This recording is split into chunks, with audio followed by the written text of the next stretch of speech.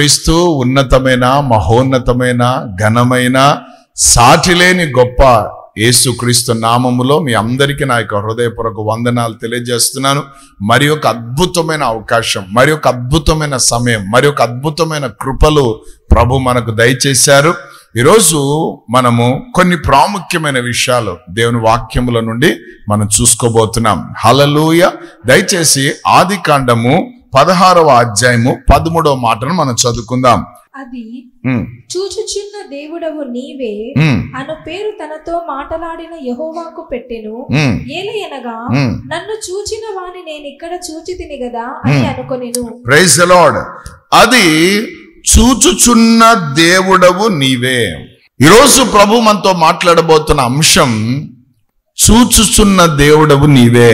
నీవు నేను ఆరాధిస్తున్న దేవుడు, నీవు నేను ఏ దేవునైతే నమ్ముకున్నామో, ఏ దేవుని పైన అయితే విశ్వాసం ఉంచామో, ఏ దేవుని సన్నిధిలో అయితే మనం కూర్చున్నామో, ఏ దేవుని సన్నిధిలో అయితే ఇంతవరకు మనం ఆయన నామాన్ని ఘనపరుస్తూ ముందుకు సాగుతున్నామో, ఆ దేవుడు ఏమై ఉన్నాడు తెలుసా? చూచుచున్న దేవుడు. ఆమేన్. ఆయన ఎటువంటి వాడు? ఆయన చూచుచున్న దేవుడు. ఆమేన్. హాగరేమో చూచుచున్న దేవుడు అని పేరు పెట్టుకుంది. అబ్రహాం ఏమో చూసుకునే దేవుడు అని పెట్టుకున్నాడు పేరు. హల్లెలూయా. దేవునికి స్తోత్రం. కాబట్టి ఈ కుటుంబము దేవుణ్ణి ఏ రీతిగా వాళ్ళు గుర్తించారంటే, దేవుణ్ణి ఏ రీతిగా వారు తెలుసుకున్నారంటే, దేవుణ్ణి ఏ రీతిగా వారు వివరిస్తున్నారు, వర్ణిస్తున్నారు, గణపరుస్తున్నారు అని అంటే ఆయన చూసే దేవుడని వారు ప్రకటిస్తున్నారు. హల్లెలూయా. మన దేవుడు ఎవరు తెలుసా? చూచే దేవుడు, చూచుచున్న దేవుడు. అంటే అట్లా చూసి పక్కకు తిప్పేసే దేవుడు కాదు. చూచుచున్న దేవుడు అంటే ఆయన నిత్యము నిన్ను చూస్తూనే ఉంటాడు. హల్లెలూయా. అందుకే కీర్తనకారుడు ఏమంటాడంటే, ఇశ్రాయేలును కాపాడు ఈ దేవుడు ఎటువంటి దేవుడు అంటే కునుకని దేవుడు, నిద్రపోని దేవుడు. దేవునికి స్తోత్రం. హల్లెలూయా. కునుకకుండా, నిద్రపోకుండా, ఆమేన్, నిత్యం ఆయన చూస్తూనే ఉంటాడు. దేవునామానికి మహిమ కలుగును గాక. ఆయన చూస్తున్నాడన్న సంగతి మర్చిపోయి నువ్వు తప్పుదారులలో తిరుగుతున్నా, ఆయన చూస్తున్నాడన్న సంగతి మర్చిపోయి నీ ఇష్టానుసారంగా నువ్వు ప్రవర్తిస్తున్నా, ఆయన చూస్తున్నాడన్న సంగతి నువ్వు మర్చిపోయి ఎటువంటి పరిస్థితుల్లోనున్నా నీకు ఒక విషయం చెప్తున్నాను, ఆయన చూస్తూనే ఉంటాడు.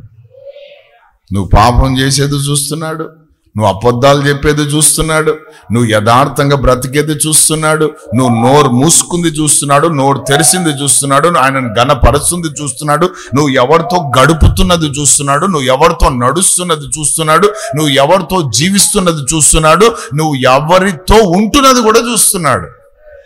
చెట్ల కింద ఉన్న వాళ్ళని చూశాడు, చెట్ల పైన ఉన్న వాళ్ళని కూడా చూశాడు. హల్లెలూయా. దేవుని నామానికి మేము కొల్లిపోయిన లోపల ఉన్నోడిని చూశాడు, బయటికి పిలిచాడు ఆయన. ఆమేన్. హల్లెలూయా. ఆయనకు మరుగైనది ఏది కూడా లేదు. అందుకే భక్తుడు అంటాడు, కీర్తనకారుడు అంటాడు, నీ సన్నిధి యొద్ద నేను ఎక్కడికి వెళ్ళగలనయ్యా, ఎక్కడికి వెళ్ళినా నువ్వు చూస్తూనే ఉన్నావు. దేవునికి స్తోత్రం. హల్లెలూయా. నీకు అన్యాయం జరిగింది అని నువ్వు అన్యాయం చేయొద్దు. నీకు బాధ కలిగిందని నువ్వు బాధ పెట్టడానికి ప్రయత్నం చేయొద్దు. నీకు అవమానం కలిగిందని నువ్వు వారిని అవమానించాలని ట్రై చేయొద్దు. నీకు ఘనత దొరకలేదని నువ్వు వాళ్ళని హీనపరచాలని చూడొద్దు. ఎందుకంటే అన్నిటిని చూస్తున్న దేవుడు ఒక దేవుడు ఉన్నాడు. నీవు నేను ఆరాధించే దేవుడు ఆయనే నజరైడైన యేసుక్రీస్తు అని ప్రభు. హల్లెలూయా. ఆయన చూచుచున్నాడండి. మన దీన దశలో మనం ఉన్నప్పుడు ఆయన మనం చూశాడు, కృంగిపోయినప్పుడు ఆయన మనం చూశాడు, పడిపోయినప్పుడు ఆయన మనం చూశాడు, నిలబడినప్పుడు ఆయన చూశాడు, సాగుతున్నప్పుడు ఆయన చూశాడు, మరణపు అంచులకు మట్టుకు వెళ్ళినప్పుడు ఆయన మనం చూశాడు, ఎవరు నన్ను అర్థం చేసుకోలేదే అని ఏడ్చినప్పుడు ఆయన చూశాడు, కన్నీళ్లు కారుస్తున్నప్పుడు చూశాడు, నవ్వుతున్నప్పుడు చూశాడు. హల్లెలూయా. ఇక్కడ చూచుచున్న దేవుడవు నీవే. ఈ దేవుడు ఎవరండి? ఆమేన్. ఆయన చూస్తున్నాడన్న సంగతి నీ హృదయంలో ఉంటే హల్లెలూయా, నువ్వు ఎప్పుడు భయపడవు. ఆయన చూస్తున్నాడన్న సంగతి నీ హృదయంలో ఉంటే నువ్వు ఎప్పుడు కంగారు పడవు. ఆయన నిన్ను చూస్తున్నాడన్న సంగతి నువ్వు ఎరిగి ఉంటే నువ్వు ఎప్పుడు దిగులు పడవు. నా దేవుడు చూస్తున్నాడులే, అన్నిటిని ఆయన చూసుకుంటాడులే, ఈ ధైర్యం నీలో ఉంటుంది. హల్లెలూయా. ఈయన చూశాడనుకో చాలా అద్భుతమైన కార్యాలు జరుగుతాయి. ఈయన చూశాడనుకో ఏం జరుగుతుంది తెలుసా? నంబర్ 1, దేవునికి స్తోత్రం, కొంతమందిని చూశాడు ఆయన. హల్లెలూయా. కొంతమందిని చూచాడు. ఆయన చూపు ఎవరి మీద అయితే పడిందో వాళ్ళు ఎట్లయిపోయారంటే చరిత్రలను సృష్టించేవారుగా మార్చబడ్డారు. ఆమేన్. మొట్టమొదటిగా నిర్గమకాండం 2వ అధ్యాయం 3వ వచనం. తరువాత ఆమె వాని దాచలేక వాని కొరకు ఒక జమ్ము పెట్టె తీసుకొని దానికి జిగటమన్నును కీలును పూసి అందులో ఆ పిల్లవానిని పెట్టి ఏటి ఒడ్డున జమ్ములో దానిని ఉంచగా వానికి ఏమి సంభవించునో తెలుసుకొనుటకు వాని అక్క దూరముగా నిలిచి ఉండెను. ఫరో కుమార్తె స్నానము చేయుటకు ఏటికి వచ్చెను. ఆమె పనికత్తెలు ఆమె నాచులోని ఆ పెట్టెను చూచి, నాచులో ఒక పెట్టె ఉంది. ఆ పెట్టెలో ఎవరున్నారు తెలుసా? మోషే. హల్లెలూయా. మోషే అనగా నీళ్లలో నుండి తీయబడిన వాడు. నేనేమంటానంటే నాచులో నుండి తీయబడిన వాడు. ఏమైనా నాచు అంటే అది ఒక భయంకరమైన స్థలం కదా. నాచు ఉన్న ప్రాంతంలో వాసన గబ్బు కొడుతుంది. రెండవది ఆ నీళ్లు సరిగ్గా ఉండవు. అది ఒకలాంటి క్రీములు, ఒకలాంటి పరిస్థితులు ఉంటాయి. అయితే అటువంటి ప్రాంతంలో ఈ యొక్క పెట్టె ఉందట. దేవునికి స్తోత్రం. అయితే దేవుడు ఏం చేశారు తెలుసా? దేవునికి స్తోత్రం. ఆయన యొక్క కనులు ఆ బిడ్డ పైన ఉన్నాయి. హల్లెలూయా. లేవి కుటుంబముల నుండి అతడు వచ్చాడు. లేవి అనగా దేవుని యొక్క మందిరములో యాజకత్వం చేసేవారు, పరిచర్య చేసేవారు. దేవుని మందిరంలో దివారాత్రములు దేవుని సన్నిధిలో నిలిచి ఉండి దేవునికి మనుషులకు మధ్యలో నిలబడే వంశం ఈ లేవి వంశం. ఆమేన్. దేవునికి స్తోత్రం. హల్లెలూయా. అయితే ఆ వంశంలో ఒకడు పుట్టాడు. అతడు చాలా సౌందర్యంగా ఉన్నాడు, చాలా ముద్దుగా ఉన్నాడు, చాలా అద్భుతంగా ఉన్నాడు. అయితే 3 నెలలు తల్లిదండ్రులు దాచారు. ఒక శాసనం వచ్చింది ఏంటంటే, హెబ్రీలో అంటే ఈ యొక్క హెబ్రీలకు మగపిల్లలు పుడితే వాళ్ళని చంపేయాలి, ఆడపిల్లలు పుడితే బ్రతికించాలి అన్న ఒక శాసనం రాజుగారు ఏం చేశాడు? ప్రకటించాడు. సో అటువంటి శాసనం బయలుదేరిన సమయంలో తల్లిదండ్రులు వాడిని దాచలేక ఏం చేశారు? వానిని ఒక పెట్టెలో పెట్టి వాని నైలు నదిలో వదిలారు. ఎప్పుడైతే జమ్ము పెట్టెలో పెట్టి అతన్ని వదిలిపెట్టారో వాడు ఎక్కడొచ్చి ఇరుక్కున్నాడట? ఆ పాచి దగ్గర కదా, నాచి దగ్గర. దేవునికి స్తోత్రం. ఎప్పుడైతే అక్కడ ఉన్నారో, ఆ నాచి దగ్గర ఉన్నారో, ఆమె అక్కడ నుండి ఏడిచాడు. అందరూ ఆమెదని చెప్పండి. కొన్నిసార్లు తల్లిదండ్రులు పక్కన పిల్లలను పండబెట్టుకొని నిద్రపోతుంటారు. ఎంత నిద్రపోతారంటే వాడు ఏడ్చి ఏడ్చి ఏడ్చి పెట్టినా. ఆమేన్. బైబిల్లో గొప్ప విషయం ఏంటంటే ఎవరు ఏడ్చినా ఆయన చూస్తాడు. హల్లెలూయా. హాగరు కొడుకు ఇష్మాయిల్ యొక్క మొర్ర విన్నాడట, వాడి ఏడుపు విన్నాడట. ఆమేన్. ఇప్పుడు మోషే ఏడుస్తున్నాడు బాక్సుల నుండి. దేవునికి స్తోత్రం. అప్పుడు ఏం జరిగింది? Praise the lord. అక్కడ ఫారో కుమార్తె ఏం చేసింది? మోషేను తీసుకొని ఏం చేసింది? ఐగుప్తులో ఆయనను ఒక రాజకుమారులాగా పెంచింది. దేవునామానికి మహిమ కలుగును గాక. కుమారులాగా పెంచింది. దేవునికి స్తోత్రం. ఆమేన్. అయితే ఇక్కడ మనం తెలుసుకోవాల్సిన విషయము, దేవుని చూపు ఒక వ్యక్తి మీద పడినప్పుడు, దేవుడు ఒక వ్యక్తిని చూస్తున్నప్పుడు ఆ వ్యక్తి యొక్క జీవితంలో దేవుడు ఒక ప్రణాళికను కలిగి ఉంటాడు. ఆమేన్.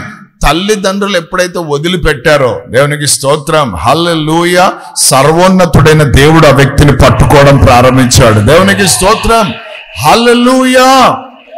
అందుకే నేను ఎప్పుడు చెప్తానంటే, తల్లిదండ్రులారా మీ పిల్లల్ని ఎప్పుడు పట్టుకొని ఉండకండి. ఎప్పుడు మీరు వాళ్ళని పట్టుకొని ఉన్నారనుకో, వాళ్ళు మోసగాళ్ళు అవుతారు, వాళ్ళు తాగుబోతలు అవుతారు, వాళ్ళు తిరుగుబోతులు అవుతారు, వారు మిమ్మల్ని తన్నే వాళ్ళు అవుతారు. ఆమేన్. మరి ఏం చేయాలా? వాళ్ళను దేవుడు పట్టుకునేటట్టు ఆయనకు విడిచిపెట్టండి. ఎందుకంటే ఆయన చూస్తున్నాడు, చూచుచున్నవాడు. హల్లెలూయా. ఆ మోషేను దేవుడు ఏం చేశాడు? ఇజ్రాయెలుకు ఒక గొప్ప నాయకునిగా నిలబెట్టాడు. హల్లెలూయా. దేవుని నామానికి మహిమ కలుగును గాక. ఆమేన్. నాచులో నుండి బయటికి వచ్చినోడు ఏమయ్యాడు? ఆమేన్. అనేకులకు రక్షణకర్తగా, అనేకులను విడిపించే నాయకుడుగా, అనేకులను నడిపించే ఒక గొప్ప నాయకుడిగా దేవుడు అతన్ని వాడుకున్నాడు. Praise the lord. ఎక్కడి నుంచి తీయబడ్డాడు? దేవుని చూపులు ఎక్కడ పోయినాయి? ఆమేన్. హల్లెలూయా. మంచుకున్న స్థలాలలో కాదు, ఎక్కడ పోయినాయి? నాచు ఉన్న ప్రాంతంలోకి వెళ్ళింది. నాచులో ఉన్న ప్రాంతంలో నుండి ఒక వ్యక్తిని బయటికి తీశాడు. ఈ వ్యక్తి ఎవరంటే, నీచులుగా చూస్తున్న వాళ్ళను ఆమేన్ పైకెత్తి పాలు తేనెలు ప్రవహించే దేశానికి నడిపించే ఒక గొప్ప నాయకుడిగా దేవుడు అతను వాడుకున్నాడు. హల్లెలూయా. ఆమేన్. రెండవదిగా చూడండి, దేవునికి స్తోత్రం. హల్లెలూయా. కొంతమంది సెలెక్టెడ్ పీపుల్ ని పరిశుద్ధాత్మ దేవుడు నా ముందుకు తీసుకొని వచ్చాడు. రెండో వ్యక్తిని మనం చూస్తున్నాం.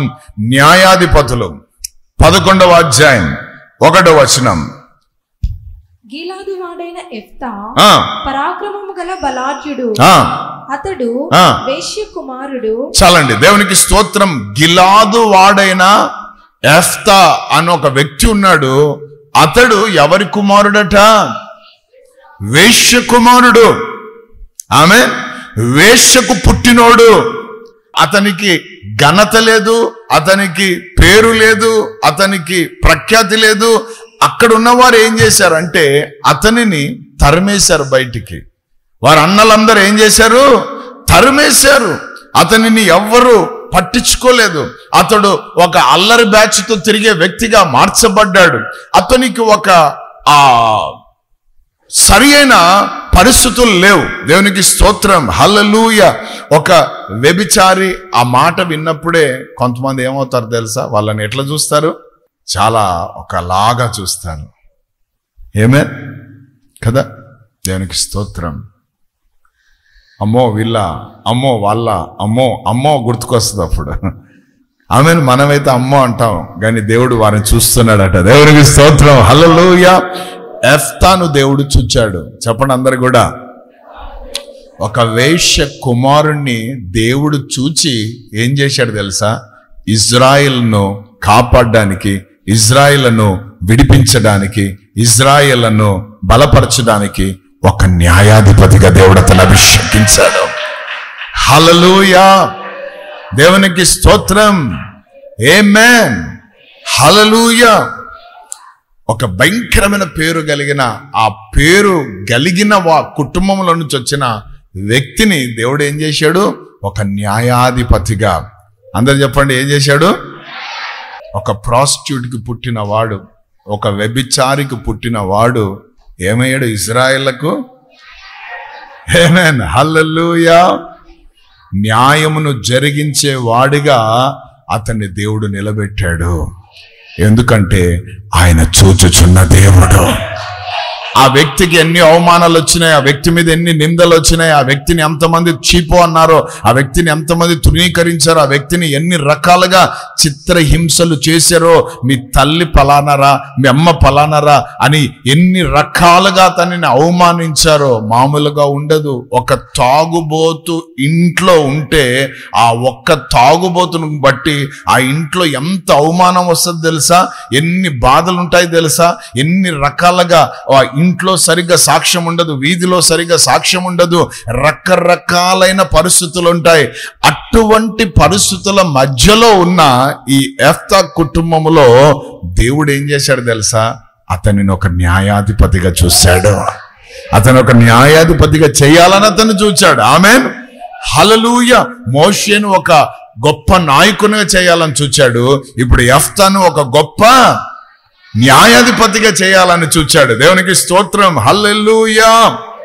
ఆమేన్. ఒకవేళ ఈరోజు నీవు దేవునికి స్తోత్రం ఒక బ్యాక్గ్రౌండ్, అటువంటి బ్యాక్గ్రౌండ్ లో నుంచి వచ్చావేమో, దేవునికి స్తోత్రం. ఒకరోజు నేను ఒక ప్రాంతానికి వెళ్ళాను. అక్కడ పిలిచారు నన్ను, పాస్టర్ అని పిలిచారు. ఇద్దరం వెళ్ళాం. ఆ ఇంట్లో నిజంగా అడుగు పెట్టిన తర్వాత వీధి ఎంత వచ్చింది ఆ ఇంట్లోకి. ఆమేన్. ఆ వీధిలో ఉన్న వాళ్ళందరూ వచ్చారు. ఎంత సంతోషం ఉన్నదంటే మామూలుగా లేదు. దేవునికి స్తోత్రం. హల్లెలూయా. అందరిలో ఆనందంగా ఉంది, అందరిలో సంతోషంగా ఉన్నారు. ఓ, అక్కడ ఉన్న పిల్లల్ని చూసి అంటారు వాళ్ళ తల్లులు, ఆమేన్, వాళ్ళ తండ్రులు, పోయారే పాస్టర్ కాలు మొక్కుపోరా, ఒరే పాస్టర్ కాలు మొక్కుపోనరా అంటున్నారు. నేను అన్నాను, అయ్యా మమ్మల్ని మొక్కొద్దు, మనం అందరం మొక్కేవాడు ఒక ఆయన ఉన్నాడు, ఆయనే నజరేయుడైన యేసుక్రీస్తు అని ప్రభు, ఆయనకు చెల్లాలా ఈ ఘనత అంతా అని చెప్పి అదంతా అయిపోయిన తర్వాత ప్రార్థన చేసి మేము ఇంటికి వచ్చాం. దాని తర్వాత 2 రోజులకో 3 రోజులకో ఎవరో సహోదరుడు నాతో కలిసి అన్నారు, అన్న మీరు ఆ ప్రాంతానికి పోయినారంట, వీళ్ళు బల అతి పరిశుద్ధులు. ఆమెన్ అంటే అవును బ్రదర్ అని అంటే, మీకు ఒక విషయం తెలుసా? ఏంది చెప్పు అన్నాను. ఆ ప్రాంతం అంతా కూడా వ్యభిచారులు ఉన్న ప్రాంతం అన్నది, అక్కడంతా వ్యభిచారమే జరుగుతూ ఉంటుంది. అటువంటి ప్రాంతానికి పోతే మరి మీ సాక్ష్యాలు దెబ్బతింటాయి కదన్నా అని హల్లెలూయా ఈయన మాట్లాడడం ప్రారంభిస్తే నేను అన్నాను, వాళ్ళు దేహాలతో చేశారేమో కానీ వాళ్ళ హృదయాలు మాత్రం ఆమెన్ శుద్ధిగా ఉన్నాయ్యా. ఒక్కొక్కరిని చూస్తే దేవుని ముఖం వారు చూసినట్టు కనబడ్డది నాకు. హృదయ శుద్ధి గలవారు ధన్యులు అన్నాడు. ఆమెన్. అఫ్ కోర్స్ ఉండొచ్చు, ఆ పరిస్థితుల్లో ఉండొచ్చు. కానీ తర్వాత ఒక 4 రోజులకు అక్కడి నుంచి కొంతమంది వచ్చారు. వాళ్ళు చెప్తున్న మాట ఏంటో తెలుసా? అన్నా, మందిరంలోకి వచ్చిన తర్వాత ఈ వాక్యాలు వింటున్నప్పటి నుంచి మా హృదయాల్లో మాకు దేవుడిచ్చిన కృప ఏంటో తెలుసా? అసలు ఆ పాపపు జోలికే వెళ్ళబుద్ధి కావడం లేదు. ఆ పాపం అంటేనే మాకు అసహ్యం అవుతోంది. దేవుని సన్నిధిలో మేము ఎంత తప్పిపోయినామో మేము తెలుసుకొని కుమిలిపోతున్నామన్న దేవుని దగ్గర అడుగుతుంటే దేవుడు గొప్ప సమాధానం ఇస్తున్నాడు అని చెప్తే అప్పుడు నేను అన్నాను, ఈ ప్రార్థనా మందిరము సమస్త అన్య జనులకు ప్రార్థనా మందిరం అనబడును. దేవునికి స్తోత్రం. హల్లెలూయా. యేసు ప్రభు వచ్చిందే దానికోసం. దేనికోసము? చెడ్డోన్ని మంచోనిగా చేయడానికి వచ్చాడు. ఆమెన్. యేసు ప్రభు ఎందుకు వచ్చాడు? హల్లెలూయా. వాళ్ళు దేహములతో వాళ్ళ యొక్క కూటి కోసం వాళ్ళు వ్యభిచారాలు చేసి పాపం చేశారేమో. నువ్వు కళ్ళతో చేస్తున్నావు మరి రోజు పాపం. మరి నువ్వు ఎవరు? నీకేం చెప్పాల పేరు? పాపము మానలేని కనులు గలవారు ఉంటారని దేవుని వాక్యం సెలవిస్తుంది. ప్రతిరోజు దీంతో చేస్తున్నవే వ్యభిచారం. దీని కథ ఏంది మరి? పొరుగువాని భార్యను ఆశిస్తున్నావు కదా, పొరుగువారు దాన్ని ఆశిస్తున్నావు కదా నీ కళ్ళతో. మరి ఇప్పుడు నువ్వు ఎవరు? అందుకే మనం అందరం తప్పిపోయిన వాళ్ళమే. మంచోళ్ళు ఎవరు లేరు, అంతా మాంచోళ్ళే. మన కులమే పాప కులం, పెద్ద కులం కాదు, పాప కులం. ఆమెన్. ఈ పాప కులంలో ఉన్న నన్ను ప్రభు కనికరించి ఆ చీకట్లో నుండి ఆశ్చర్యకరమైన వెలుగులోనికి దాటించి రాజులైన యాజక కులములోనికి దేవుడు నన్ను నడిపించాడు. యాజక కులం ఈరోజు మనం. హల్లెలూయా. ఆమెన్. యేసు ప్రభు బోధ కఠినంగా ఉంటది. యేసు ప్రభు అన్నాడు, స్త్రీనే గాని పురుషునే గాని రెండో చూపు చూసావనుకో, మొదటి చూపులో ఏం ప్రాబ్లం లేదు, వెనక తిరిగి మరీ చూసినావనుకో, ఒక్కలను 10 సార్లు చూసినావనుకో, ఆ క్షణములనే నీవు వారితో ఏం చేసావన్నాడు? వ్యభిచారం చేసినావన్నాడు. అంటే దీన్ని ఎంత జాగ్రత్తగా పెట్టుకోవాలో ఒకసారి ఆలోచన చేయండి. నాతో మాట్లాడుతున్నాడు, నీతో మాట్లాడుతున్నాడు. సో పేర్లు పెట్టకండి, చూచుచున్న దేవుడు ఆయన. హల్లెలూయా. ఆమేన్. అందరిని ఒకేలాగా ప్రేమిద్దాం, అందరిని ఒకేలాగా గౌరవిద్దాం, అందరిని ఒకేలాగా చూద్దాం. హల్లెలూయా. దేవునికి స్తోత్రం. ఆమేన్. Praise the Lord. ఒక ఆయన ఫుల్ తాగిన్నాడు. ఎంత తాగిన్నాడు అంటే మామూలుగా లేడు. భరతనా అంటున్నాడు. గుర్తుంది నేను బాగానే. ఆమేన్. అన్నా అని ఇట్లా చేతులు చాచాడు. వాళ్ళ ఇంట్లో వాళ్ళంతా భయపడుతున్నారు. అట్లా ఇట్లా అని అడ్డం చేస్తుంటే నేను అన్నా, ఉండండామా మీ పిచ్చిది కానీ, రా ఇక్కడ రా అని పిలిచి గట్టిగా పట్టుకున్నాను. ఆమెన్ గట్టి గడుచుకున్నాడుగా. ఒకే మాట అన్నాను, ప్రభా ఇంట్లో ఉన్న దురాత్మలన్నీ ఫోనుగా కానీ. హల్లెలూయా. ఎందుకంటే ఆత్మ విలువైనది. ఏ ఆత్మ? ఆ లోపల ఉన్న ఆత్మ విలువైనది. దేహాన్ని పాడు చేయడానికి వాడు ఏదో బంధకం పెట్టాడు. ఆ బంధకాన్ని బట్టి ఆ వ్యక్తిని మనము తృణీకరించొద్దు. ఒక మాట చెప్తాను, నువ్వు తృణీకరించావా, ఆ తృణీకరింపబడినది మూలకు తలరాయిగా చేస్తాడు ఆయన. ఆయన మహారోషం కలిగిన దేవుడైనా. హల్లెలూయా. ఆయన వచ్చింది తీర్పు తీర్చడానికి కాదు, మనం కూడా ఉండేది తీర్పులు తీర్చడానికి కాదు. ఆమేన్. మరి ఆయన వచ్చింది నశించిన దానిని వెతికి రక్షించడానికి, మనం కూడా భూమి మీద ఉన్నది దానికోసమే. హల్లెలూయా. కాబట్టి రక్షణ సువార్త అందిద్దాం. ఆమేన్. రక్షకుని గురించి మాట్లాడదాం. హల్లెలూయా. హల్లెలూయా. అయ్యా నీలో ఉన్న పాపాన్ని దేవుడు చూడడం లేదు, నిన్ను చూస్తున్నాడైనా, నిన్ను ప్రేమిస్తున్నాడైనా, నువ్వంటే ఆయనకి ఇష్టం అని చెప్పాలా మనము. తాగినావా అయితే మందిరం రావద్దు. అమ్మో తాగినావు కదా, రావద్దు మందిరం రావద్దు అమ్మా అని నువ్వే అడ్డుబండగా ఉన్నావేమో. హల్లెలూయా. ఏమైనా కానీ నేను మందిరంగా వస్తానడు అనుకో, రాని పిలవాలా. అద్భుతం ఏంటంటే మన రోడే చాలు, సిమెంట్ రోడ్డు. ఆమెన్. అడుగు పెట్టిన మరుక్షణమే పొద్దున్న నుండి తాగాడో, మధ్యరాత్రి నుంచి తాగాడో, ఎప్పటి నుంచి తాగాడో, ఆ బంధకాలన్నీ పట్ట పట్ట పట్ట పట్ట పట్ట పట్ట పట్ట పట్ట పట్ట పట్ట పట్ట పట్ట తెగిపోతాయి అంతే, యేసు నామములో. హల్లెలూయా. ఏళ్ళు ఇరగొడతాడు, జాగ్రత్త. ఏళ్ళు ఎత్తి చూపిస్తున్నావు. ఆమేన్. యెఫ్తా ఒక వ్యభిచారి కుమారుడు, అతన్ని లేవనెత్తాడు దేవుడు ఒక న్యాయాధిపతిగా. ఈయనకే సరిగా న్యాయం తీర్చబడిన స్థితి, కానీ దేవుని చూపు ఆయన మీద పడింది. ఆయన దేవుడు ఒక న్యాయాధిపతిగా నిలిపాడు. హల్లెలూయా. ఈరోజు నువ్వు కూడా అనుకుంటున్నావేమో, నా గతి ఏందో, నా స్థితి ఏందో. నా దేవుని చూపు నీ మీద పడింది. ఆమేన్. ఆయన చూచుచున్నాడు. హల్లెలూయా. నిన్ను ఏ రీతిగా పైకెత్తాలో, నిన్ను ఎక్కడ పైకెత్తాలో, ఏ రీతిగా నిన్ను నిలబెట్టాలో, ఏ రీతిగా నిన్ను బలపరచాలో, ఏ రీతిగా నిన్ను ఘనపరచాలో, ఏ రీతిగా నిన్ను ధైర్యపరచాలో, ఏ రీతిగా నిన్ను పైకెక్కించాలో ఆయన ఆలోచిస్తున్నాడు నీ గురించి. ఆయన ఆలోచన కర్త ఉన్న దేవుడు ఆయన. హల్లెలూయా. మూడవదిగా చూద్దాం. దేవునికి స్తోత్రం. ఋతు గ్రంథం 2వ అధ్యాయం 23వ వచనం. ఋతు గ్రంథం 2:23. కాబట్టి యవల కోతయు గోధుమల కోతయు ముగియు వరకు ఆమె ఏరుకొనుచు బోయాజు పనికత్తెల యొద్ద నిలకడగా నుండి తన అత్త ఇంట నివసించెను. ఆమేన్. ప్రభు ఋతులో ఏం చూశాడంటే నిలకడ చూశాడు. హల్లెలూయా. నిలకడ చూశాడు, నివసించేది చూశాడు. దేవునికి స్తోత్రం. దొంగ వేషాలు లేవు ఋతులో. ఆమేన్. ఋతు ఎవరో తెలుసా? ఒక అన్యురాలు, మోయాబురాలు, ఒక అన్యురాలు, దేవుని ఎరగనామే, దేవుడంటే తెలియని ఆమె, అసలు దేవుని గురించి పెద్ద నాలెడ్జ్ లేనామే. Praise the Lord. ఆమె ఒక అన్యురాలు. దేవునికి స్తోత్రం. హల్లెలూయా. తన అత్త విషయంలో ఒక విధవరాలు. అన్యురాలు, విధవరాలు. ఆమె డిగ్రీలు ఏంటి? అన్యురాలు, విధవరాలు. దేవునికి స్తోత్రం. హల్లెలూయా. ఇంకొక మాట చెప్పాలంటే అన్ని పోగొట్టుకున్నామే. యవన కాలంలోనే ఏమైపోయింది? జరగరానివన్నీ జరిగి అన్ని పోగొట్టుకుందామే. ఒక మాట చెప్పాలంటే దెర్ ఇస్ నో హోప్. నిరీక్షణ లేని పరిస్థితుల మధ్యలో ఉన్న ఆమె ఈ రూత్ అన్నట్టు ఆమె. దేవునికి స్తోత్రం. హల్లెలూయా. దాని అద్భుతం ఏంటో తెలుసా? ఆమె నిలుచున్నామే, ఆమె నివసిస్తున్నామే. దేవునికి స్తోత్రం. హల్లెలూయా. ఒక మంచి తీర్మానంతో నిలిచింది. ఆమె ఒక మంచి ప్రాంతంలోనే నివసిస్తుంది. దేవునికి స్తోత్రం. హల్లెలూయా. దేవుని నామానికి మహిమ కలంగాక. విధవరాల పక్షాన ఆయన ఏం చేస్తాడట? ఎవరి జోలికైనా వాళ్ళ జోలికి పోవద్దు. భద్రం సుమా. వాళ్ళ ఆస్తి మీద కన్నేసావేమో, వాళ్ళకున్న దాని మీద ఎవరు లేరులే ఏద్దాంలే, సంతకాలు పెట్టుకుందాంలే, చూసుకుందాంలే అంటే పోదావురా బాబు. వాళ్ళు ఏమన్నారు పాపం, వెళ్ళిపోతారు. కానీ వాళ్ళను చూసుచున్న దేవుడు ఒక ఆయన అన్నాడు. ఆమేన్. హల్లెలూయా. అత్త మంచి మాట అన్నది.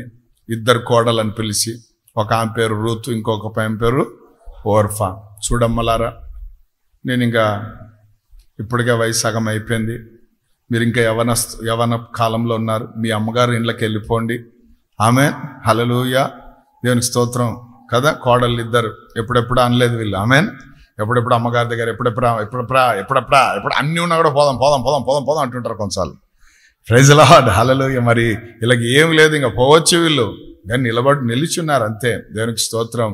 అత్తతో చూస్తున్నారు, అత్త చాలా మంచిది, చాలా ప్రేమగా చూసుకుంది కాబట్టి ఇంకా అటాచ్మెంట్స్తో ఉన్నారు వీళ్ళు. అప్పుడు అత్త అన్నది, నేను వివాహం చేసుకొని మళ్ళీ పిల్లల్ని కానీ వాళ్ళ పెద్ద మీరు ముసలోళ్ళు అవుతారు, అటు ఒక పని చేయండి, మీరు మీ జీవితాలు చూసుకోండి, మీ తల్లిదండ్రులకు వెళ్ళిపోండి, వాళ్ళే మీకు ఎవరైనా చూస్తారు, మీ లైఫ్ మీరు బ్రతకండి హ్యాపీగా, ఇంకా నాకు ఇంతే అన్న ఒక మార అనుభవంలో నేను ఉండిపోతాను అన్నట్టు ఆమె ఒక సలహా ఇచ్చింది, ఒక మాట చెప్పింది.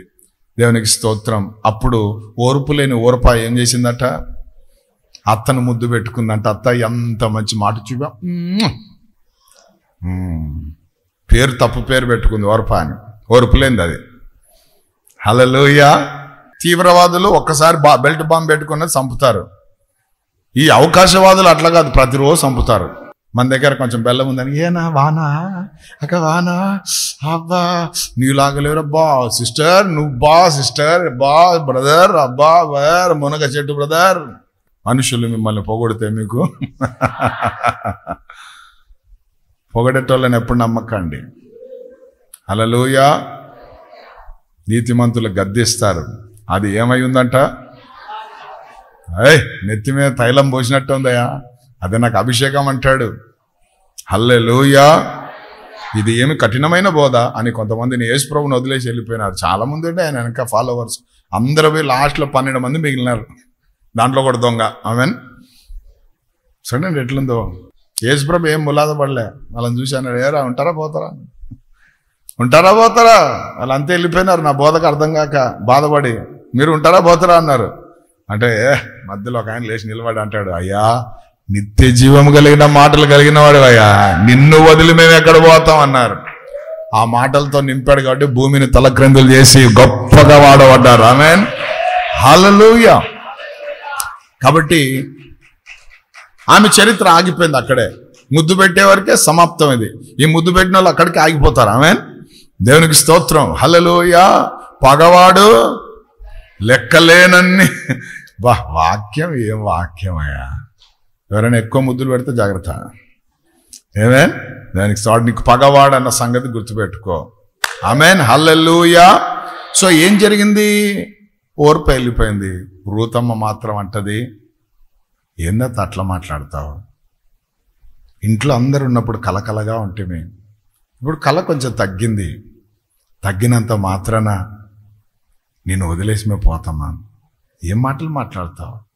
ఆమేన్, నీ దేవుడే నా దేవుడక్క అత్త. ఆమేన్, నీ జనులే నా జనులు, మరణము తప్ప మన నీకు ఏది కూడా. Praise the lord. ఆ తీర్మానం చూచుచున్న దేవునికి ఆనందాన్ని కలగజేసింది.